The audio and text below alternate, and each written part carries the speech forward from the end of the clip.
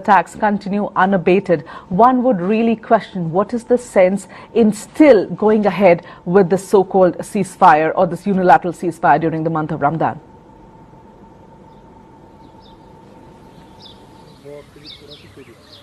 Well, as far as this incident is concerned, you have to understand that as far as stone pelting is concerned, it is going to be there, and you will have to detach ceasefire from stone pelting, because ceasefire is on the anti-insurgency operations. That's the militancy part, and that has been done to provide some relief to the battered people, especially if you talk of South Kashmir. The psyche was so badly dented that from the last 2-3 years, there were relentless operations, hundreds of local and foreign militants killed. But in spite of that, things were not cooling down on the ground. You saw how people used to come out pelting stone on the security forces when they used to go for operations, and it was collectively decided, it was decided that they'll have to give it a breather, a gap, so as to ensure that some sense of normalcy returns, because that is important. Ultimately, you want normalcy. Everyone goal is normalcy. But since these operations were not proving to be the operations which would bring normalcy on the ground, so they had to take the decision of ceasefire. So this is not something that has happened overnight. This is something that has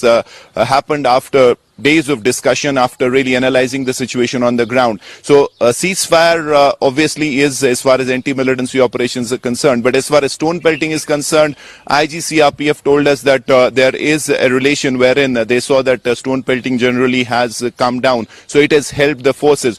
But on the other hand, whenever these attacks happen, there are people, obviously they'll point their fingers at ceasefire, saying that since ceasefire against militants has happened, they've got a free run. They're reorienting, reorganizing, and then it could really backfire at the end. But then you had to take this decision, because from the last 3-4 years, these operations, at the end of the day, it had become a vicious cycle of violence. So it needed someone to break it for some time, so as to analyze the situation after that. And that is why this ceasefire decision has been taken. Now, what will be interesting to see from here on is whether they'll extend it, whether the Amarnath Yatra period will also be brought in after the results of this ceasefire, and we'll have to watch out for that, because that will tell you whether the ceasefire has worked on the ground for the government of India, or for the forces there, or they'll decide to do away with this and restart their operations after this.